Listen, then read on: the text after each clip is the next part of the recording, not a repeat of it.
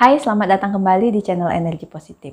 Kalau di video yang lalu kita sudah belajar mengenai apa itu intuisi, bagaimana bentuk intuisi dan karakteristiknya berdasarkan apa yang saya alami, maka kali ini kita akan belajar lebih jauh menelusuri diri kita sendiri untuk menemukan jawaban kenapa dan bagaimana intuisi ini kok baru muncul di fase kehidupan kita yang sekarang atau fase kehidupan saya yang sekarang, dan kemudian kamu bisa memperhatikan jalan hidup kamu sendiri dan mekanisme di dalam pikiran kamu sendiri sehingga kamu juga akan mencapai pengertian yang seperti ini.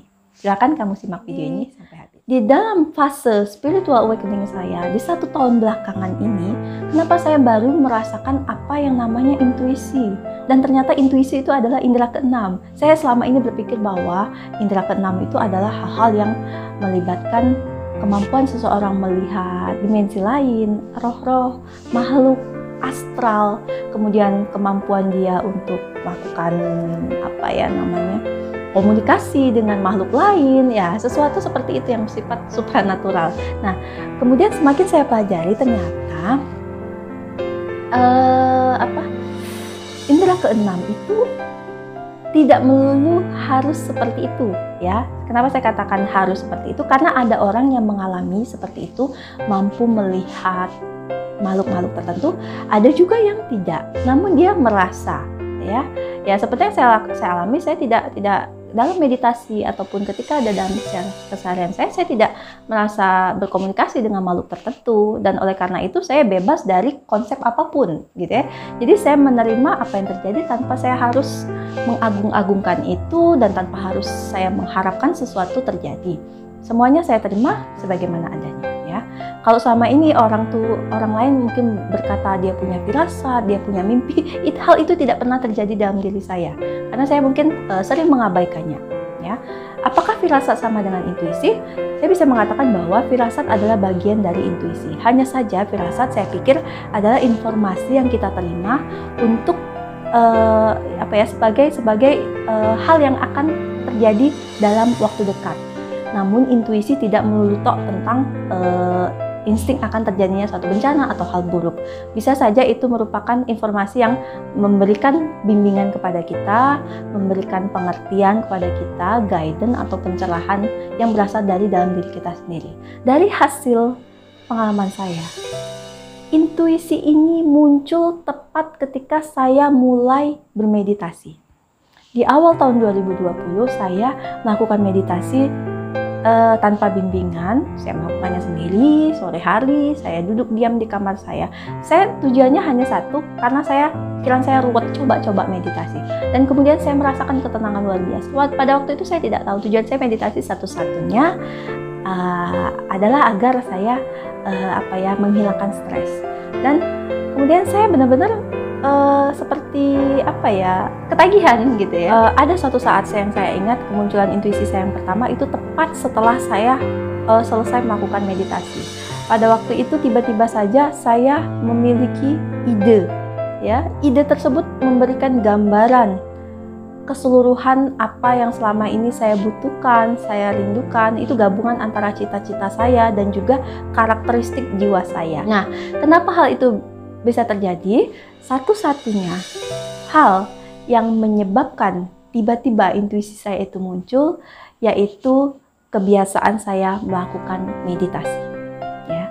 Saya melakukan meditasi tanpa prasangka tertentu, tanpa tujuan tertentu, tanpa niat, apalagi namanya ngilmu, ya. Istilahnya ngilmu, mencari ilmu tertentu atau mencari bimbingan dari sosok tertentu. Saya tidak pernah menginginkan itu. Nah, kemudian semakin saya ketika kamu belajar meditasi, kamu akan mengalami fase-fase tertentu, mulai dari ketenangan yang biasa, dan kemudian kamu menyadari ada sesuatu yang lain. Di titik jenuh meditasi kamu akan mengalami satu bentuk kesadaran yang saya sebut sebagai kesadaran murni, atau fase titik nol, di mana pikiran menjadi hilang, pikiran menjadi sirna, yang ada hanya sadar tok, ya. Fase itu mungkin awal-awal akan terjadi sekejap, sebentar saja, sedetik, 2 detik, 1 menit. Nah, semakin intens kita bermeditasi, semakin sering kita mempraktekkan meditasi, maka rentang jarak ya kondisi meditatif tadi atau titik nol tadi menjadi semakin lama, sampai lama-lama kamu menjadi mudah sekali memasuki fase itu. Jadi begitu kamu duduk diam meditasi, dalam hitungan ke-7 kamu langsung masuk ke dalam fase itu. Ini berkaitan erat dengan fase gelombang otak. Jadi ketika kita masuk ke dalam fase meditatif, maka kalau diukur gelombang otak kita itu akan menunjukkan kalau tidak salah fase antara gelombang otak theta dan delta. Kamu tidak tidur, tapi kamu juga tidak sedang berpikir, tidak sedang sadar seperti saat ini. Namun kamu berada di fase yang sadar penuh, tapi tidak ada pikiran, gitu ya. Sulit dijelaskan kecuali kalau kamu sendiri sudah mengalaminya. Nah, ketika kamu sedang masuk dalam fase meditatif inilah yang disebut sebagai kesadaran murni.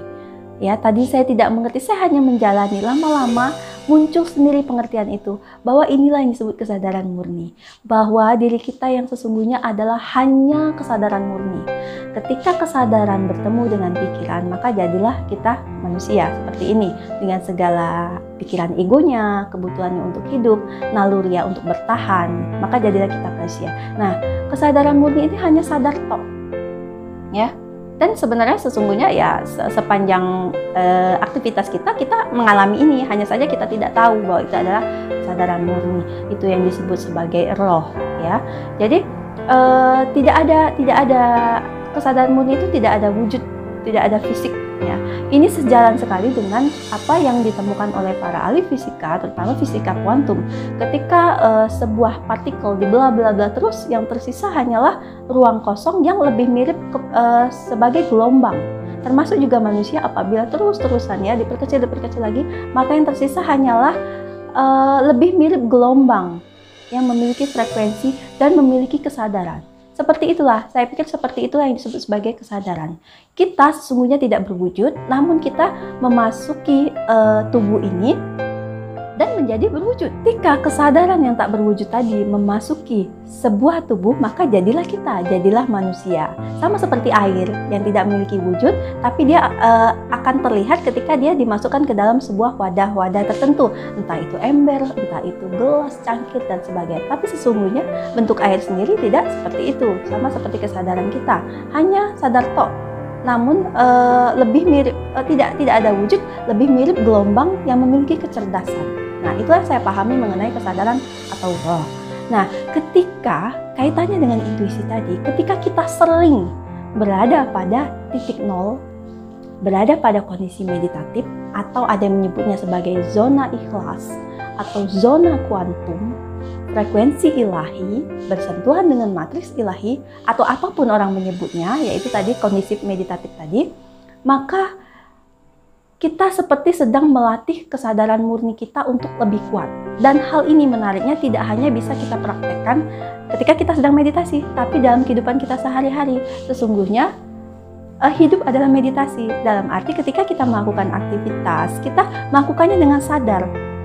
Ya, memang ada pikiran di sana, tapi kita pun berpikir dengan sadar.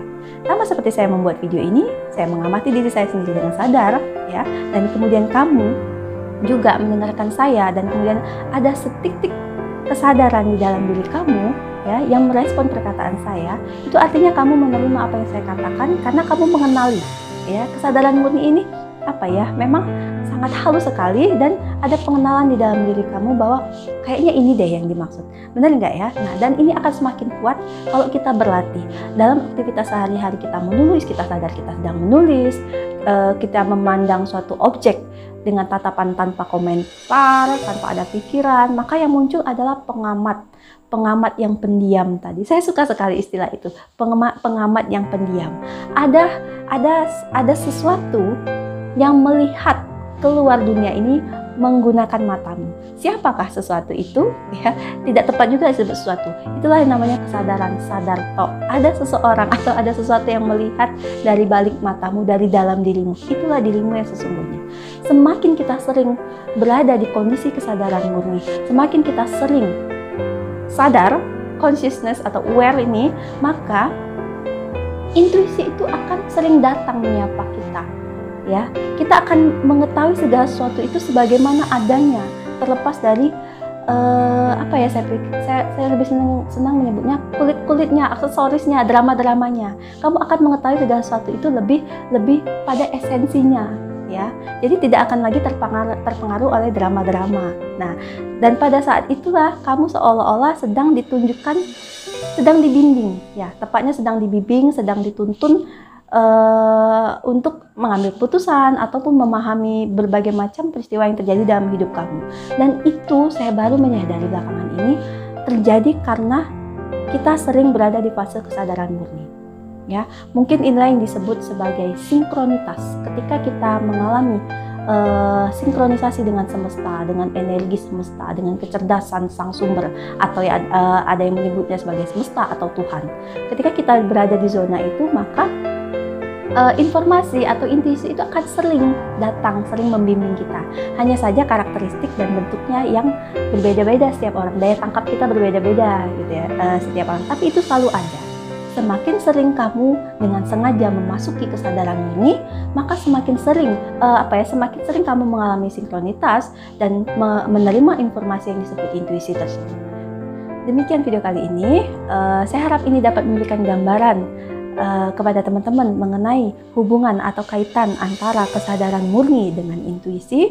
Silakan teman-teman mempraktekannya sendiri dengan terus melatih menguatkan kehadiran dan kesadaran murni di dalam diri masing-masing, dan kemudian mencatat bentuk-bentuk kemunculan intuisi yang teman-teman sendiri alami. Terima kasih sudah menonton. Jika kamu suka video ini, silahkan kamu like, silahkan kamu subscribe bagi kamu yang belum subscribe. Salam damai. Salam